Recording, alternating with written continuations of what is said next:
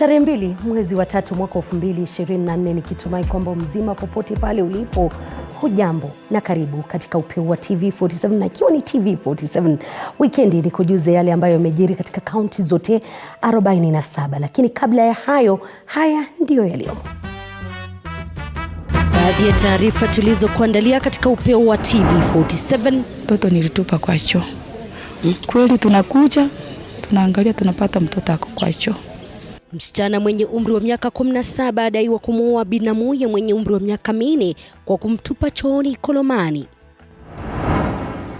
The names are known, criminals are known, and that thing will be dealt with once and for all. Viongozi wa Elgeyo Marakwet sasa wasema kuna baadhi ya viongozi eneo hilo wanaofadhili wezi wa mifugo, huku wakiitaka serikali kuchukua hatua kali.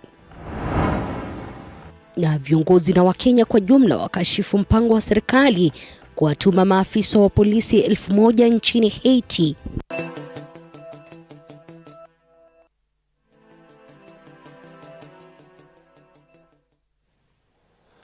Naam, karibu popote pale ulipo. Jina langu ni Elizabeth Mutuku, kwenye meza ya lugha ishara yupo Roda Nyamai. Unawasiliana nasi kwa 22047, mitandao ya kijamii @TV47 Kenya pale Facebook, na ukurasa wetu wa X, ukurasa wangu binafsi ukisalia L_Liza. Kauli yako kuhusiana na taarifa zetu inakubalika. Wakazi wa eneo bunge la Ikolomani, kaunti ya Kakamega, wamewachwa vinywa wazi baada ya mwanafunzi mmoja wa grade ya 8 aliye na umri wa miaka 17 kudaiwa kumuua binamuye na kisha kurusha mwili wake katika choo usiku wa kuamkia leo. Inadaiwa kuwa mwanafunzi huyo wa grade ya 8 alitekeleza kitendo hicho ili kulipiza kisasi baada ya kukosana na shangazi yake ambaye pia ni mlezi wake. Vera Albata anatufungulia upeo wa TV47 na taarifa hiyo. Wakazi hawa katika eneo bunge la Ikolomani, kaunti ya Kakamega, wanaonekana kushangazwa na tukio hilo lililotendeka katika boma hii. Askari amemsika tu, akamwambia mtoto nilitupa kwa choo. Mwili wa msichana mwenye umri wa miaka 4 umepatikana chooni, huku binamu yake mwenye umri wa miaka 17 ambaye ni mwanafunzi wa grade ya 8 akiwa mshukiwa mkuu. Huyo kijana tena tunataka tuende hapo kwa polisi tumuoje vizuri. Huyu mtoto hakuulia hapa. Huyu mtoto aliuliwa nyumbani. Shangazi yake mshukiwa ambaye ni mamake marehemu anasema kuwa mshukiwa alikasirika baada ya simu aliyokuwa akitumia kutupwa. Nilitupa kwa choo. Mtoto akachukua simu yangu yenye nilikuwa nimeweka kwa moto, akatupa kwa kibuyu ya maji. Akafika hapa kwa barabara, akasimama. Askari amemsika tu, akamwambia mtoto nilitupa kwa choo. Majirani wanadai kuwa inawezekana kuwa mtoto huyo alitendewa unyama kabla ya kurushwa chooni, kwa sababu mtoto kitu ya kwanza amefungwa na hana nguo. Huyu mtoto anaweza kuwa ametumiwa na ametupwa huko ndani. So muangalia watoto, ukiacha mtoto angalia umeachia nani mtoto. Usiachie mtu yeyote mtoto kumaanisha ati sasa ni mlezi. Wakazi wanataka mshukiwa kufanyiwa uchunguzi wa akili kudhibitisha ni nini haswa kilimsukuma kumuua binamu yake. Serikali iende angalia akili yake kama iko timamu, kwa sababu hatuoni ni nini kilisababisha yeye kuua mtoto mdogo hivi. Kwa sasa mshukiwa anazuiliwa katika kituo cha polisi Kakamega, huku mwili wa marehemu ukihifadhiwa katika hifadhi ya maiti ya hospitali ya Kakamega. Sasa sijui alimnyonga, alimrebu, sijui. Vera Albeta, TV47.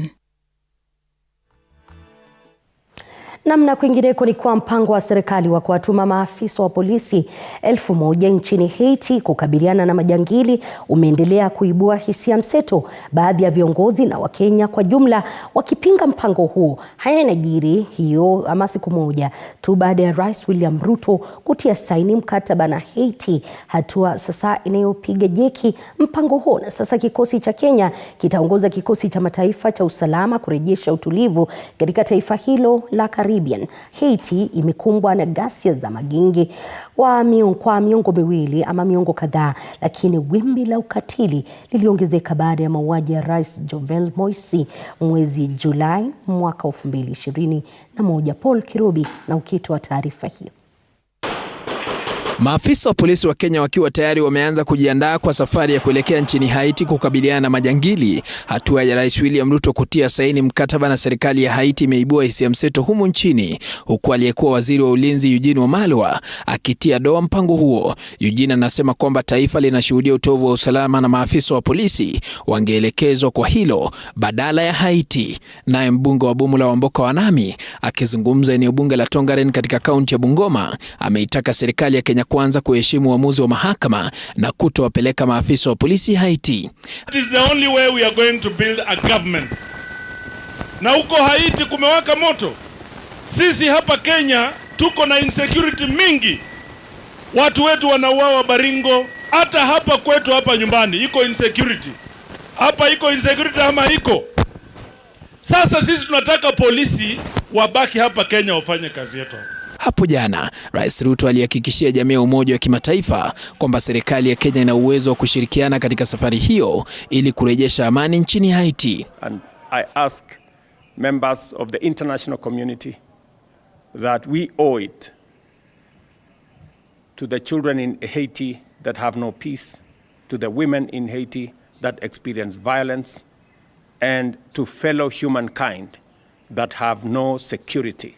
Wakenya tuliozungumza nao wamekashifu hatua ya serikali kuwapeleka maafisa wa polisi Haiti, wakisema kuwa wanahitaji maafisa hao kuliko wananchi wa Haiti. West Pokot asaidie watu wenye wao ovyo. Paka walimu na wao ovyo. Na serikali iko. Hiyo serikali tunasaidia usaidie watu wa West Pokot, tatupalio maneno askari aende ngambo. Afanye nini? Kwa siku mbili sasa milio ya risasi imekuwa ikisikika katika taifa la Haiti, hasa katika maeneo uwanja wa ndege. Maafisa wa polisi wanasemekana kuuliwa katika makabiliano hayo ya siku ya Alhamisi. Ubalozi wa Marekani umetoa tahadhari kwa wananchi wake dhidi ya kusafiri nchini humo, ikisema kwamba wananchi wake wanafaa kuhamia maeneo salama. Paul Kirobi, TV47, Nairobi. Asante sana Paul Kirobi kwa taarifa hiyo. Na viongozi kutoka kaunti ya Elgeyo Marakwet sasa wanasema kuwa baadhi ya viongozi wanaofadhili wizi wa mifugo eneo la bonde la Ufa, wakizungumza baada ya mkutano wao katika eneo la Naivasha, kaunti ya Nakuru. Viongozi hao wakiongozwa na gavana wa kaunti ya Elgeyo Marakwet Wesley Rotich wamesema kuwa serikali inawafahamu vyema wanaochochea mashambulizi na wizi wa mifugo eneo la kaskazini, wakitaka hatua kali za sheria kuchukuliwa, kama anavyotuarifu mwanahabari wetu Willy Dennis Njiro. Huku kukiwa na ongezeko la visa vya utovu wa usalama katika eneo la bonde la Ufa, viongozi kaunti ya Elgeyo Marakwet wametoa wito kwa serikali kuharamisha wizi wa mifugo, huku wakisema kuwa wanafahamu viongozi wanaoendeleza hulka hiyo eneo hilo, huku wakiitaka serikali kuwachukulia hatua. On this issue of menace of insecurity, that thing is criminalized, and I wanted to request Kindiki to criminalize it. The names are known, criminals are known, and that thing will be dealt with once and for all. We are hoping that the president will actually support and finish this menace once and for all. We have made progress, and we are hoping that Professor Kindiki can be able to wipe it out completely. We still have pockets, and we really need him to clear these things so that our people can start working and producing and selling and making money. Walakini wasiwasi wa usalama umechochea kudorora kwa sekta ya elimu kwenye vijisehemu vyake, huku azimio la viongozi likilenga kuimarisha sekta hiyo. As we know that this is the county without a university, we are also convening in here to ensure that we get and we become the equally as any other county. So it is a commercialized enterprise, and these are criminals, period, and murderers, which we want the government to deal with them as murderers, as criminals, robbery with violence, so that we can be able, and even as a terrorism act. Viongozi wakifichua tofauti kati ya madini yake tajiri na uhalifu ambao umeunganishwa kwa siri ili kuficha uovu huo, kando na kuhakikisha maeneo yaliyo na madini hayafahamiki. If it was about conflict on minerals, then Flospa would be having a conflict. So there is no conflict or guns around Flospa area. It is because it is not because these are crooks. These are just criminals who have just extended a cultural thing and say it is cultural. But I can tell you these are criminals who have commercialized banditry. they get money out of it because they steal animals and they go and sell in Nairobi for money. Viongozi hao sasa wakisema watafikisha ujumbe wao kwa Rais William Ruto kuhakikisha hatua madhubuti zinachukuliwa. Clear that area. There is no excuse to say there is a conflict on anything. Even water. We have water in Kerio River. This will spur the development. It will give us the guideline on the development. Kwingineko, viongozi wa chama tawala cha Kenya Kwanza wamewarai wakazi wa bonde la Kerio kuishi kwa amani. Wakiongozwa na mjumbe wa Kiharu Ndindi Nyoro, viongozi hao wamekemea uvamizi wa mara kwa mara eneo hilo. Kumekuwa na issues ya insecurity na sana sana askari wa Uganda wanaingia mpaka Kenya. Hata wakati mmoja chief wetu wa hapa Kenya ameshikiwa kwake na askari wa Uganda. Hii maneno tunaona vita katika Kenya yetu. Mambo ya cattle rustling, mambo ya vita. Tafadhali mimi nauliza kwa unyenyekevu, hiyo maneno ikome kwa sababu uchumi wetu haiwezi enda mbele kukiwa na hayo maneno. Viongozi hao waliyasema haya kwenye hafla ya kuchangisha pesa za ujenzi wa kanisa Kacheliba, kaunti ya Pokot Magharibi. Nikiripotia runinga ya TV47 kutoka mjini Naivasha kwenye kaunti ya Nakuru, mie ni Willy Dennis Njiru. Tukisalia katika masuala yanayohusiana na usalama, ni kwa waziri wa usalama wa ndani Profesa Kithure Kindiki ametoa makataa ya wiki 2 kwa maafisa wa usalama kukomesha wizi wa mifugo katika kaunti ya Meru, la sivyo wapigwe kalamu. Wakazi wa kaunti ya Meru ambao wanapakana na kaunti ya Isiolo upande wa kaskazini wamekuwa wakishuhudia mashambulizi ya mara kwa mara, huku mifugo wakitoweka baada ya mashambulizi hayo. Aidha, wakazi wanaishi kwa hofu wasijue ni lini mashambulizi yatatekelezwa, kama anavyotuarifu mwanahabari wetu Kisewa Emory. Every day there is a raid. Every 2 days there is a raid. This cannot be left to continue anymore. Waziri wa usalama wa ndani Kithure Kindiki ametoa onyo kali kwa maafisa wa usalama kaunti ya Meru kufuatia matukio ya mara kwa mara ya wizi wa mifugo katika maeneo ya kaskazini ya kaunti hiyo. Onyo hilo limetolewa kwa polisi wanaodaiwa kushirikiana na majangili ili kujinufaisha kibinafsi, akisisitiza kuwa watafutwa kazi na kushtakiwa na sio kuhamishwa katika vituo vingine vya kazi kama ilivyokuwa kawaida. Taking action against officers who are already serving either in uniform or without uniform, who we get evidence that they are part and parcel of the problem. They are looking the other way and allowing criminals to get away with crime. Some of them are being induced through monetary gains to allow criminals perpetuate other crimes, including narcotics and the transportation of aliens, illegal aliens through our country. Others are being used to assist drug traffickers to achieve their evil schemes. So those few officers who are damaging the image of our country's security formations. Akizungumza wakati wa mkutano wa wakuu wa usalama huko Mtuati, waziri huyo alisisitiza umuhimu wa kushughulikia visa vya wizi wa mifugo. Kindiki vilevile ametoa makataa ya wiki 2 kwa maafisa wa usalama eneo hilo kuondoa majangili hao katika maeneo ya Mtuati na maeneo mengine ya Meru kaskazini. Any other area that is experiencing repeated livestock raids and the death of the citizens of this area from criminals who come to take their cattle, make it your priority security number 1. And we together will work and eliminate this problem in the shortest time possible. Novemba mwaka jana, askari zaidi ya 140 wa akiba, yani NPR, walitumwa Meru kaskazini ili kuongeza juhudi za polisi kukabiliana na wizi wa mifugo. Aidha, wizara ametoa wito kwa wananchi kushirikiana na maafisa wa polisi ili kukomesha ujangili huo.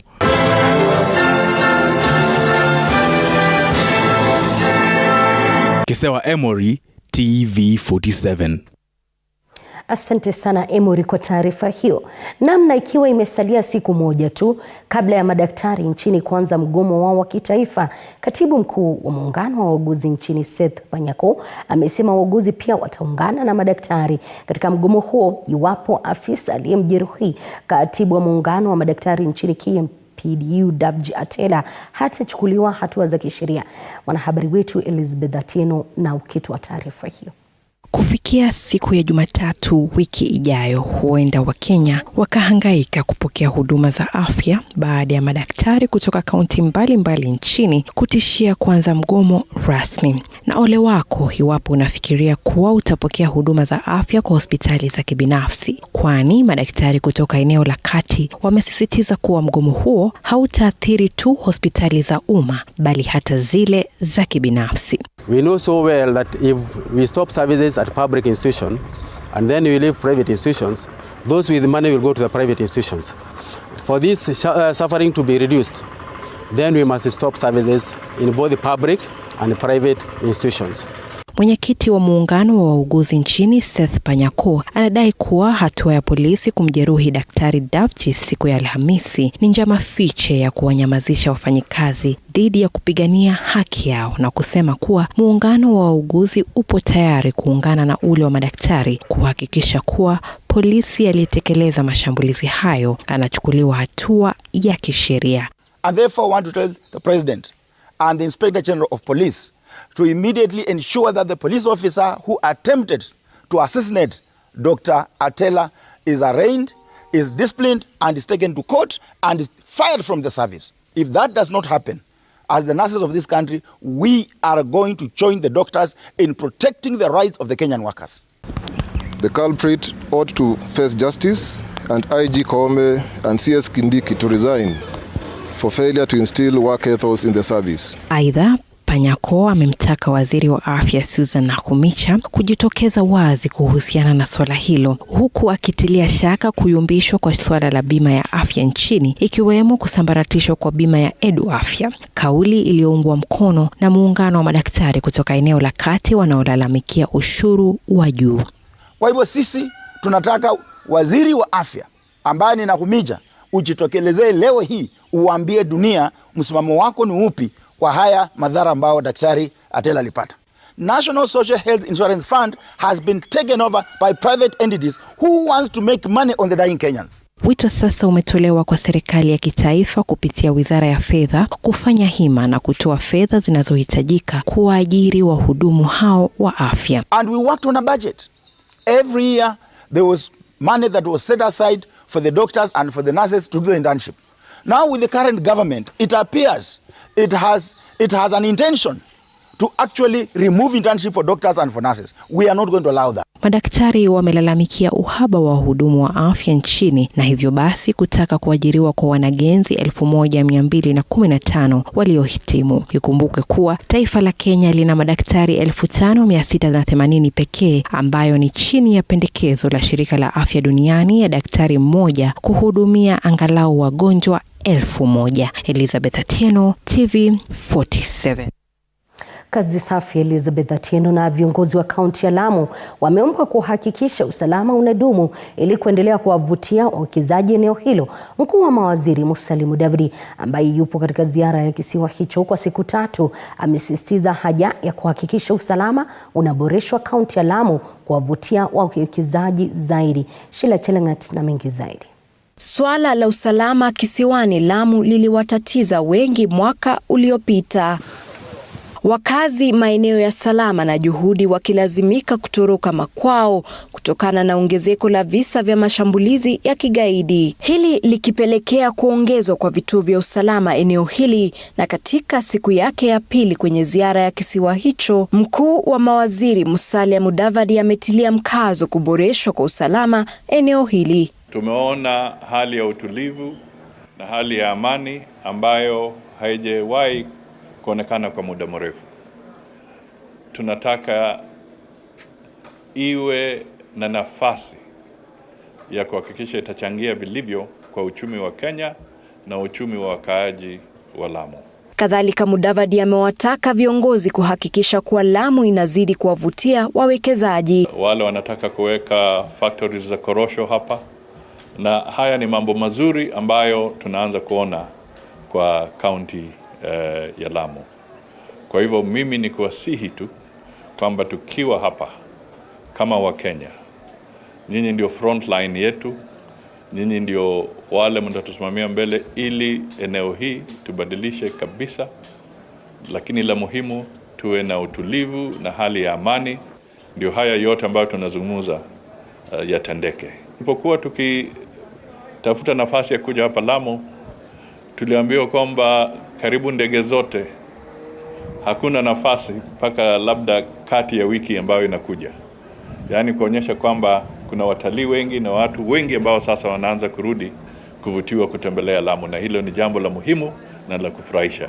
Mudavadi katika ziara yake alikagua baadhi ya miradi ya maendeleo Lamu, mojawapo ikiwa ni ujenzi unaoendelea katika uwanja wa ndege wa Manda unaotarajiwa kukamilika mwezi huu. Lapset ni corridor ambayo ni ya muhimu sana sana sana katika eneo hii, ili mataifa ambayo ni majirani lakini hayana uwezo ama hayana nafasi kuwa na coastline kama Ethiopia, kama South Sudan, tunataka Lapset imarishwe, kwa sababu hapo ndio tutapata uchumi tukienda siku za mbeleni. Katika ziara hii, Mudavadi alikutana na viongozi wa Lamu ikiwepo Gavana Issa Timami, wakijadiliana mikakati zaidi ya kufanya kazi pamoja na serikali. Ziara yake inatarajiwa kukamilika hapo kesho.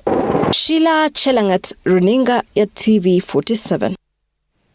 Namna viongozi kutoka eneo la Pwani wamekanusha madai kuwa baadhi ya viongozi eneo hilo hawashirikiani na serikali kuu katika vita dhidi ya dawa za kulevya katika eneo hilo. Aidha, viongozi hao wanasema kuwa mikakati iliwekwa na serikali eneo hilo haitafanikisha vita dhidi ya mihadarati.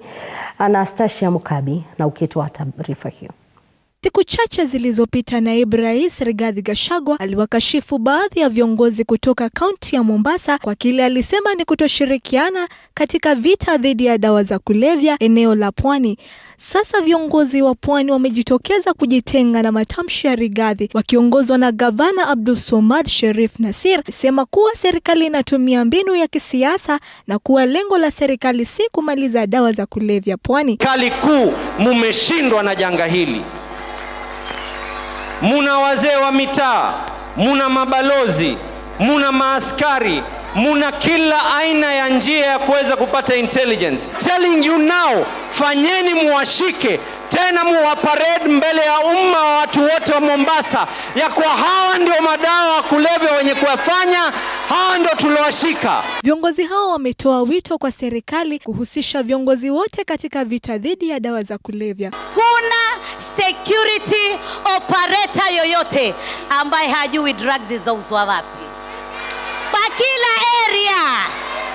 I want to say with a lot of confidence that mimi mwenye kama mheshimiwa Mishi, kila baada ya muda I give intelligent report na waambia mtaa fulani kuna kichuzi fulani wauza gospel na heroini. Nitawaambia hawa members of county assembly tutengeze sheria, tuwe na kikosi cha maalum cha kuweza kupigana na madawa ya kulevya. Viongozi hao walizungumza katika hafla ya kutoa ufadhili wa elimu, kwani zaidi ya wanafunzi 40,000 katika eneo hilo walifaidika. Anastasia Mkabi, TV47. Na salamu za maridhiano kati ya Rais William Ruto na kinara wa upinzani Raila Odinga huenda zikadhoofisha uhusiano kati ya Rais mstaafu Uhuru Kenyatta na kinara wa Azimio Raila Odinga, kulingana na mdadisi wa masuala ya kisiasa na diplomasia Profesa Peter Kagwanja. Rais William Ruto ana ushawishi mkubwa kwa Odinga, kwani ndiye rais wa taifa hili, huku historia yao ya kisiasa ikionekana kama baraka. Kuzorota kwa uhusiano kati ya Uhuru Kenyatta ambaye ni rais mstaafu na Ruto ambaye ni rais wa sasa kunasemekana kumshawishi Uhuru kutowania wadhifa wa mwenyekiti wa tume ya Muungano wa Afrika AU. Apollo Kamauni, mwanahabari wetu wa siasa, na ametuandalia taarifa ifuatayo. Salamu za maridhiano kati ya Rais William Ruto na kinara wa upinzani Raila Odinga mapema wiki hii zimeangazia uhusiano wa Odinga na Rais Yoweri Museveni wa Uganda. In 2022, Museveni threw his lot solidly behind William Ruto, meaning he was not with Raila. So I would see this rendezvous of the three East African giants as an attempt to mend fences, because Museveni will be a key determinant of where this seat is going to go. Sometimes people underrate Uganda, but I keep on saying Uganda is not what you see. You know, a landlocked country with an aging president and really calm. No. Uganda is the most influential country in this region, both diplomatically and militarily. And if you want to know, Museveni is a heir, quote unquote, to Nyerere. So put in Tanzania, because Museveni grew up in Tanzania. Kulingana na wadadisi wa masuala ya kidiplomasia na siasa, handisheki ya Ruto na Odinga nchini Uganda huenda ikasabaratisha uhusiano kati ya Odinga na rais mstaafu Uhuru Kenyatta. Uhusiano kati ya Rais Ruto na Odinga, ambao unarejea nyakati za siasa za ODM, huenda ukawa mtihani mkubwa kwa uhusiano wa Odinga na Uhuru. Raila Odinga and William Ruto don't need to talk too much because they have worked together. They worked together in 2007. I'm sure they worked together earlier. But the truth of the matter is that what we are witnessing now is a handshake. What follows after the handshake might be incremental. Maybe a reform here which accommodates somebody from Raila's side. Maybe some business here and there. The handshake, the results of the handshakes are more complex than meets the eye. Licha ya Odinga kuwa na tajriba ya kuwa waziri mkuu, wadadisi wa kisiasa wanasema kuzorota kwa uhusiano kati ya Uhuru na Ruto kumefanya Odinga akawa mstari wa mbele kuwania wadhifa wa mwenyekiti wa Tume ya Muungano wa Afrika, licha ya Uhuru kuwa mwaniaji ambaye angekubalika na bara la Afrika. Apol Kamau, TV47.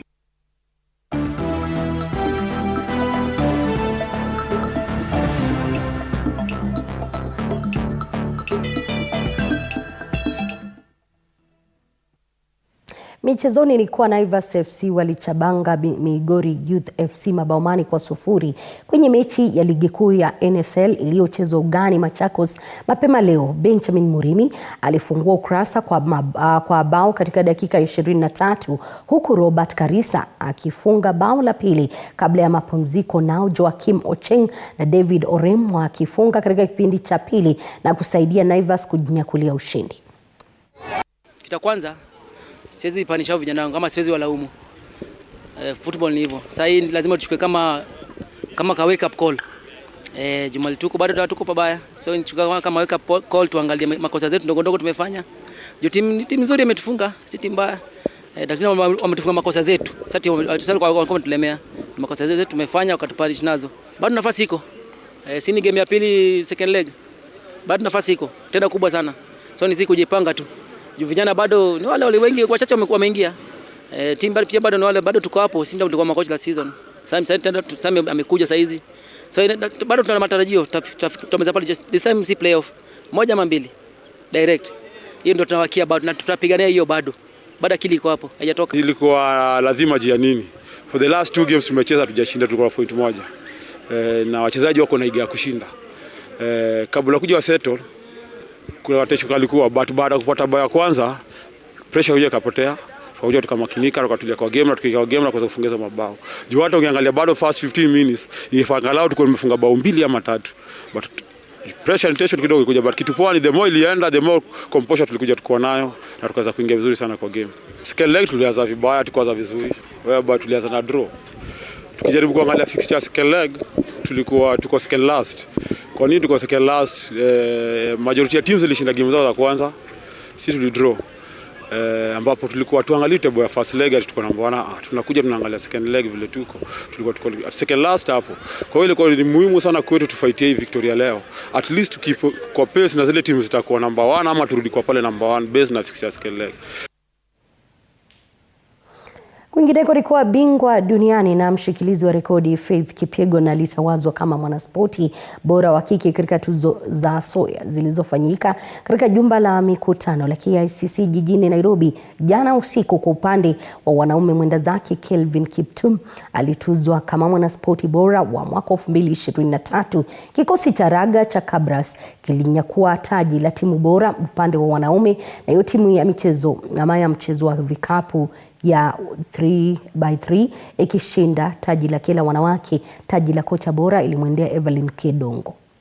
We would like to put Kiptum's trophy over here so that we can do one huge celebration right at the end to celebrate everyone. So Bwana Waziri, Daktari. But above all, I'm so grateful and honored to be awarded this award for the third time in a row as Sports Personality of the Year.